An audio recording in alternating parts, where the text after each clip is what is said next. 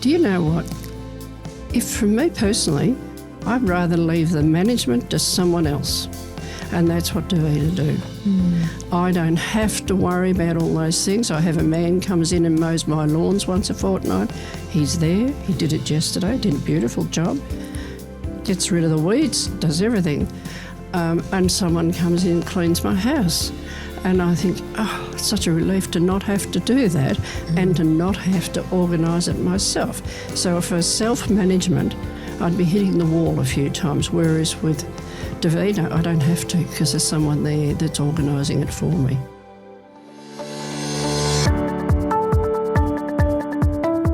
This episode of Conversations with G&G is sponsored by Devita Geelong, Bellarine and Surf Coast. Devita is a trusted local provider of in-home aged care, supporting older adults across Geelong, the Bellarine and the Surf Coast to live safely, independently and confidently at home. To learn more, head to www.devita.com.au or call the local Geelong office on 03 5201 9090. Hello and welcome back to another episode of Conversations with G&G. Today we have a special episode lined up.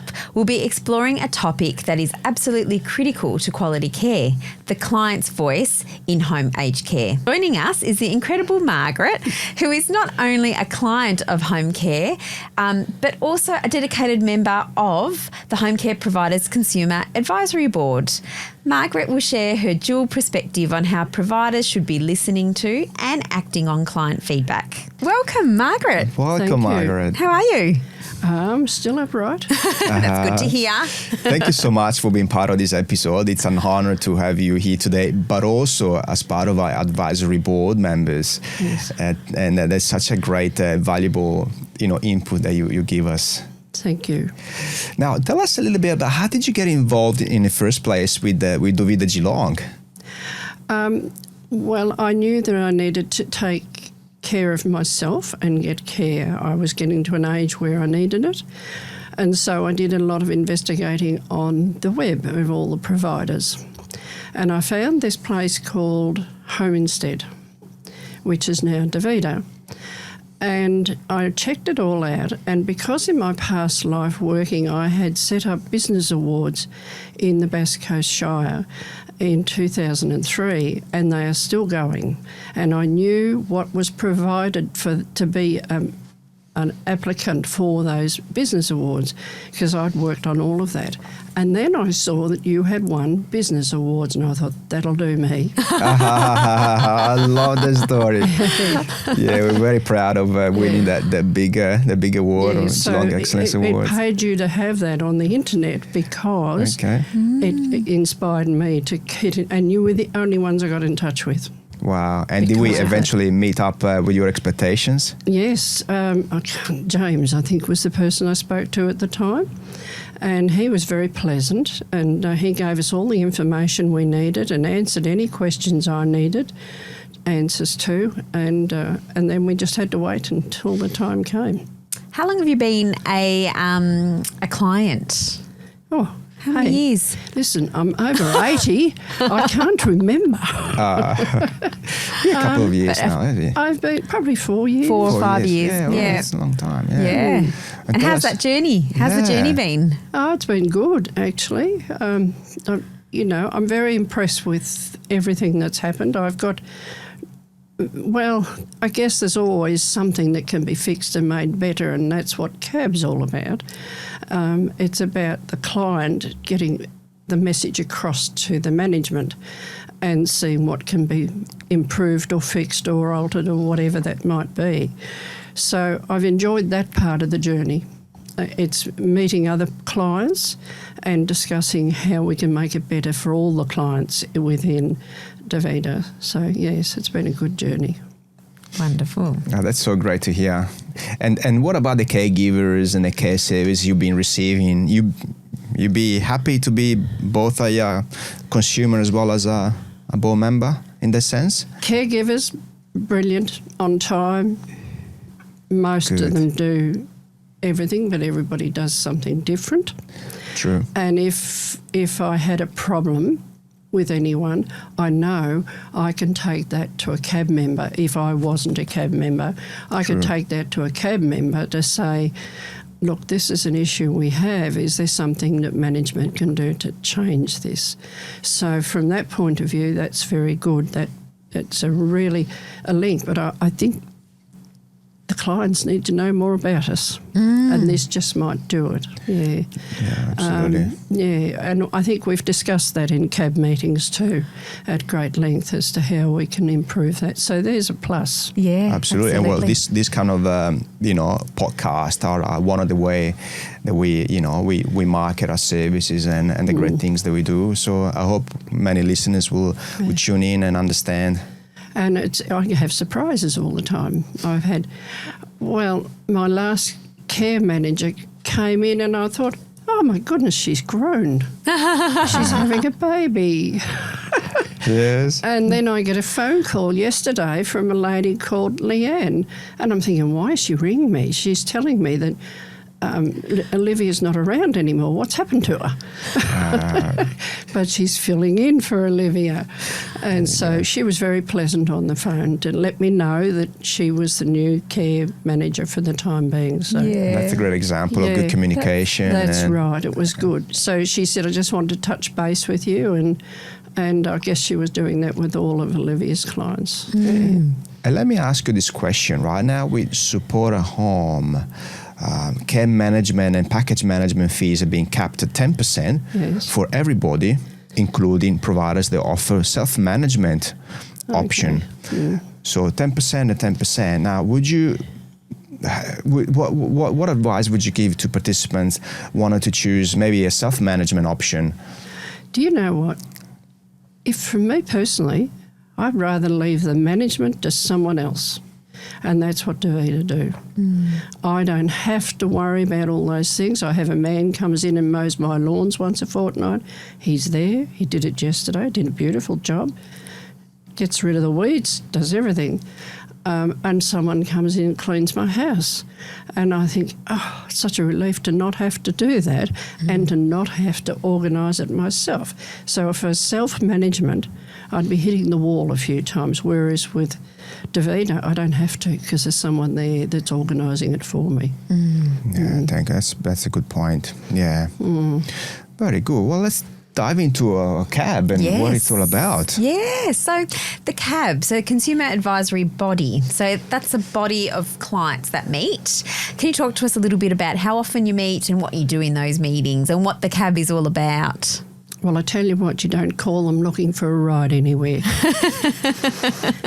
It's not that sort of cab.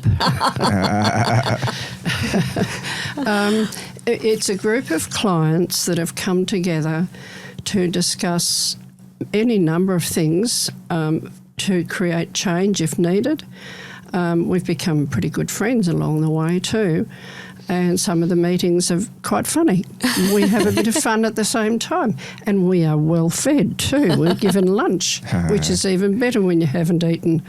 But I think it's very important because there needs to be a link between the client and the management, and that's what CAB is about. So if the clients have got an issue, they can contact anyone in CAB, and there's a few of us, to put their issues forward, and we can bring it to the table, which goes to the board if necessary, but it also goes to the management of Devita.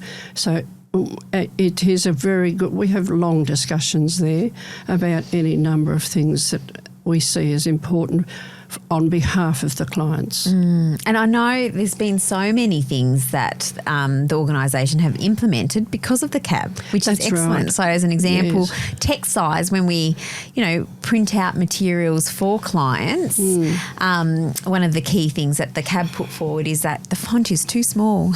Yes. So that was a big, it seems like something small, but obviously when you go to the clients and speak to them about it, that's when those changes can happen. That's right. So, and it's sometimes just the small changes that make the difference. Yes. But there are other things that are bigger and need more attention from management. But if you don't have someone somewhere where clients can go to talk to management, they don't get done because they don't talk to management often. They don't know how to, or they're frightened to sometimes. They think it's too hard. So if they know they've got an avenue like CAB to go through who can sort all that out for them before it gets to where it needs to go, then I think that's a very important avenue. I think sometimes what we hear, even sometimes from CAB members, is that I don't want to bother. I don't want to bother anyone, so I'll just stay quiet. Yeah. And I think that's the advantage of having the CAB because it is someone that's not the organisation that can assist with some of those things there too. They're what's the word? There's a word for it. They're not judgmental. Yep. They take the request or the complaint and bring it to the table for discussion. And everybody's got different ideas, and we settle on something that goes to the management and the board or wherever it needs to go from there to be fixed. Yep. So I think it's a very good, important thing to do. It's really representing the client body. So it needs that. And it needs that. Yeah, it does need that. Just we need to let the clients understand that avenue is available to them. Yes. We need to find a really good way of doing that. Yes. That's so true. And I feel we do a pretty good job in advocating that feedback, sharing, and we're always very big on open disclosure. So make sure that any feedback is great feedback, and we thoroughly review all of that. And I remember I went for a job interview. This is a little bit off subject. I went for a job interview, and in that, after 1 hour in the interview, one of the people said, and what would you do with the negative? And I said, every negative has an opportunity to be turned into a positive. Absolutely. And that's what I do most of the time with everything that I do is, and that's talking about me now, I don't mean to do that, but it's taking the positive attitude and saying, well, we can fix this. Let's take it to CAB, let them fix it, and I don't have to worry about it. 100%. It's about how you're dealing with that negative feedback and closing the loop, right? You want to make sure that the person that raised that feedback is kept in the loop and knows what we've done about it. That's right. It's so often people say it's too hard. Yeah. And it doesn't get fixed, and then they complain, and then that goes out. And I know that if you have one thing go wrong in business, that by the time it gets to the end of people talking about it, there's another 600 have heard the story. So you need to have stopped that before it gets that far. And I think CAB does that. I think it's important though to distinguish, with individual feedback. So if there is a situation that a person's going through, it's so important that it goes to the organisation first. Yes. I think the idea of the CAB is more to look at the clients as a whole group and looking at everyone's sort of experience together. Otherwise, it could be a lot of work if the CAB's looking at individual grievances and so forth. So I think it's important for clients to realise that their care partner is the first person to really go to have solutions and things rectified if something's not quite working very well. Yeah, that's right. And that's really what CAB is there for, isn't it? That support represent them. Yeah. That's wonderful. No, it's been a great experience to have this process set up and wonderful people like yourself that has so much experience and knowledge that you can share. And as yourself, you're a recipient of government funded care. So it's so important that we hear from you firsthand and really understand how we can make it better for yourself and for everyone else in the program. The one thing that I like is that if I have a question in relation to my aged care, I ring my manager. And they put me onto the right track. And I've just had an experience like that, and no effort on behalf of the manager at all. So it sort of takes that pressure off the client. straight away when you know that you've got someone there that can listen to what you have to say. Yes. But they need to report it back to CAB too. Yes. So it's sort of a two-way thing, isn't it? Yes. Yeah, exactly. And aged care can be a maze, can't it? Trying to find the right thing. That's right. I think it's a hard step to make, to pick up the phone and get started. Yeah. And you talked a little bit about it earlier, but can you talk a little bit more? So you realised yourself that you needed, were you hesitant at the start, or was there a key moment that you thought, I'm really needing to get that support now? No. I originally was on the Shire list to have, I had been sick and in hospital for a long time. Okay. For about 13 months altogether. Yep. And so I needed help to do my house then. And so it just carried on from there, and I thought, this is pretty good stuff. This I could handle this all the time. Yep. I really think I should have lived in the Victorian times when they had maids, because I don't like housework. But and then as I was slowing down, I thought I could leave this until I'm desperate, or I could do something now. And it's better to do something now. And with the time that it's taken to get to that point, Yes. by the time it got there, I did need it. Yeah, Yes. it's a good point. Yes. It's better to start the process. Yes. And I've had this discussion with a friend and she said, but there's nothing wrong with me. I said, doesn't have to be. At least register yourself that you're there, because from there on in, the process can take place when you really need it, probably, because you've already registered there. Yes. 100%. Yes. So But she still doesn't agree with me. There's always stubborn people out there, myself That's included. That's funny, yeah. So you mentioned that. So the first step is really to pick up the phone and call My Aged Care. Yes. And register yourself into Yes. the system. Yes. And then from there, what they do, they organize the first assessment. Well, actually, the first screening happens right there and then on the phone. Yes. I don't always agree with what they do, but I'm allowed to say that.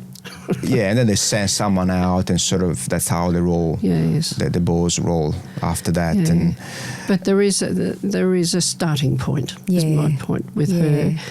She needs to start somewhere, because you don't know. Well, she's been such a fit person, and she's suddenly, her knee has given out on her, and she's finding she can't do what she did before. Now, if she registered and she finds out it gets any worse where she needs the help, Yeah. she's already there. It's there. that's great advice. Yeah. That's what we're trying to advocate to all prospective participants. Yeah, Start early. Once you're there, you never know.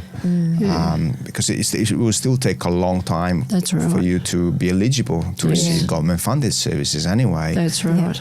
You might as well Yeah. get it started and see if you are eligible. If not, just you're registered, and when the time comes, you're good to go. And it is hard to have someone else in your home. I mean, that's inviting someone else in to help you is a hard step. But I mean, I'm sure you as a client would have come across maybe someone that came to help you and just thought it's not the right fit. And That has happened. And what yes. do you do? What did you do about it? Well, when I was with the council process, I had someone come in, and I didn't do anything because I didn't want to upset them and make them lose their wages. I've been in difficult situations in my life, and money's been tight, and I didn't want to do that, so I put up with it. Yeah. But you shouldn't have to put up with it, because they have a certain standard that they have to keep. Yeah. And you have a certain standard you have to keep as a provider, that it goes down the line, doesn't it, if it doesn't work at the beginning. So I eventually ended up with aged care with you people. I moved for a start, and that made a difference, and so they weren't there. But yes, that can happen. It definitely can happen. And do you feel like with us now, do you feel like you are empowered to speak up and share the feedback and change the caregiver if you need Haven't you to? gathered that at the CAB meetings? But it's great to hear from you that you feel like you can speak up and you're someone that can listen over the phone and organise a better fit for you and try again. I think I upset Uma. Well, she kept talking about the grandfather, the new process. And I said to her, "Where's the grandmother?" And I said, and she cracked up and I said, "You know what's going to happen now? Every time you mention that, you're going to think of me." That's funny, the grandmother. Yeah. Yes, the terminology in aged care can be... There's can be a lot. Yes.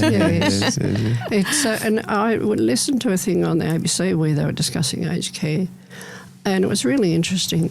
There are lots of difficulties around it. There has been lots of difficulties, not just from your point of view, but from the client's point of view, right through. So they needed to do something to sort it out. And let's go. Yeah. Devita are doing fine with me. I've got no complaint. Yeah, absolutely. And it is a complex legislation to navigate for both providers and also for consumers, participants to understand. And that's what we're here for, right? Trying to make it simple. Yeah, and consumers get, like the clients are, I get paperwork and I look at it and I think, can't be bothered. Taking all that in. My brain is too tired to take all that in. I need someone else to look at it, and will they look at it from my point of view? And so it does create a problem. Yes. Yeah, and then there's on the other hand, we're trying to explain things for our participants, but sometimes that was the feedback we received last week. We provided too much information; it can become an overload. Yes, so that's right. It's a fine balance, right? It is, and it can be an overload, and I don't know how technical clients want it to be. I don't know. I know I don't. Because I've got to think about it, think hard about it and work it out. But CAB makes me do that. And look, we are totally on board with you, and hence why we're already starting to design a new newsletter for the clients. We really want to simplify even further, what these changes mean to you. And add a little bit of fun as well, not just dry information. Having done newsletters for the last 20 years, and I've done a lot of different ones, and I still do one. Even this old girl, she still does one every month. Don't know why. Doesn't know how to say no. But anyway, I've always said if you don't make a newsletter that people want to pick up and read, then you're not doing the job right. Yep. And I've found that it's taken a while, but the reason they pick up my bulletin is because of the jokes. I was never more amazed. Jokes. Yeah, you need to have a hook. Yes. You need it. Right? Yeah. That's right. So, and there's lots of funny jokes that are clean out there. You've got to have the clean ones. Yeah, you got to have the clean ones. Yeah. but it, and people are reading it now. Yeah. Whereas they weren't before. Yeah. So it's a matter of making it simple and interesting at the same time. Yeah, I love what you said. If people don't read it, it means you didn't do a good job. That's right. That's so powerful. Well, it doesn't say you've not done a good job. It's just you're not delivering the right information. The message, yes. The message, yeah. And then newsletters is one of the ways that we communicate, important changes, important updates. It's actually legislated. We have to do all that. But it doesn't mean that it needs to be complicated. No, it's true. Make it simple. You could have a thing where, just a suggestion, you could have a thing where the clients have an opportunity to ask a question via email, and you could answer it in the newsletter. That's a thumbs up, good one. a thumbs up or a thumbs down, an FAQ. Something as simple as that. Yes, that's another good advice. Here you go. We're getting feedback right here. Love that. Yeah, it's great. So you keep people interested and looking forward to the next edition. Well, it's a bit like letter to the editor in a way, isn't it? Yeah, isn't it? Yes. It could be done like that, letter to the editor. Yes, it could be. And people could use their non-deplume and put their issue in there. Yeah. And you can deal with it. Yeah. I mean, I don't know whether you want to go that far, but, Yeah. the imagination's starting to run again. And that's why you're on the cab. I've always said that my ideas are 5 years ahead of themselves. And I did that when I was at work. I suggested an idea for a street. Why don't you do this? And I thought, oh, she's nuts. 5 years later. Really? They did it, yes. Oh, I hope you got the credit for it. No, I don't want the credit.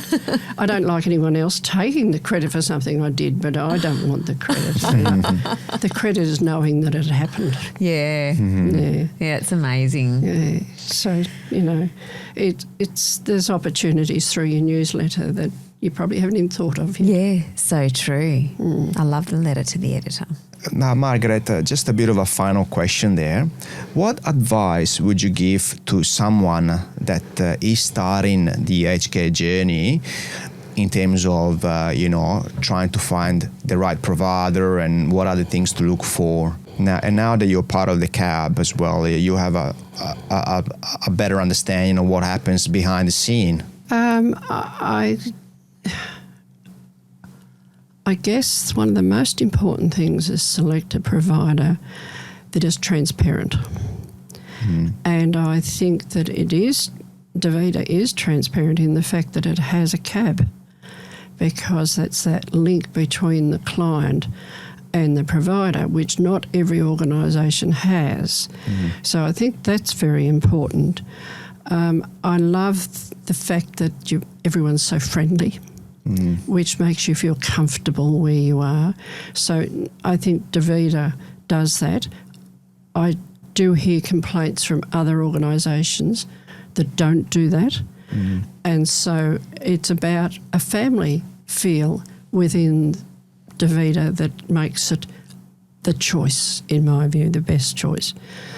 But that comes back to the individual and what they're looking for. And it's about... do they provide the services that I want or I need? How well do they do it? Do I have an avenue to the top, which they do through Devita? And what's its reputation? People talk about a company's reputation and look it up on the internet. Just check out Devita on the internet. Yeah. It'll have stuff there that will tell you how good they are, and compare that with others. And do they provide the same thing? Probably not. In my experience, from what I hear and what I've experienced, the feeling of family is seen very well in Devita, because we're all there to support each other. That's so beautiful. Yeah, it's lovely. Yeah. So that would be my thing that you would have to look for. That is you want a family away from family to help you do what you can't do anymore. Wonderful. We also do that through, client lunches and get-togethers and yes, that's all right. these little things will make you feel more included in part of this small community that we're trying to create. Yes, and it's the community, and you make new friends. And that's, to me, has been very hard, because I've moved around a bit and I've come to Bacchus Marsh and I've lived there for 10 years, and I got involved in an organisation which allowed me friends. But now I've moved to here in Corio and I don't have the friends. I really don't. And the only people I know are through Devita. And that's the truth. They're the only people I know, apart from the lawnmower man, and he's Devita, and the lady who cleans my house, and she's Devita. Yeah. So, and I'm learning new people. I'm mixing with a new bunch of people on CAB, and we're good mates, really, aren't we? We give each other a bit of a hard time every now and again. What good mates should do. Yes. It's such an honor to be part of your journey, Margaret, in this life stage of yours. And I genuinely say that, and I'm so I'm so proud of what we have, and the ability to support people like yourself. I think that Brian sees me coming. He's another CAB member. He sees me coming and says, "What's she going to dish up today?" Because I have a go at him every now and again. I'm sure he'll be watching as soon as we go live with this. Hi, Brian. You're a nice person, Brian. Yeah, that's so good. Yeah. Very good. Wonderful. Well, thank you so much for joining us today. It's been so nice to hear from the client perspective, the journey, and, you know, your role in the cab as well, and the contributions that you've been able to make to Devita and all of the clients that are with Devita. It's been wonderful. So thank you so much. Thank you. Thanks for tuning in to this episode of Conversations with G&G. We hope that today's chat offered some fresh insight and support for your caregiving journey. If you're looking for more tools, strategies, or just a bit of encouragement, head over to our website. You'll find resources to guide you every step of the way. Whether you're just starting out as a caregiver or have been caring for a loved one for years, there's something there for you.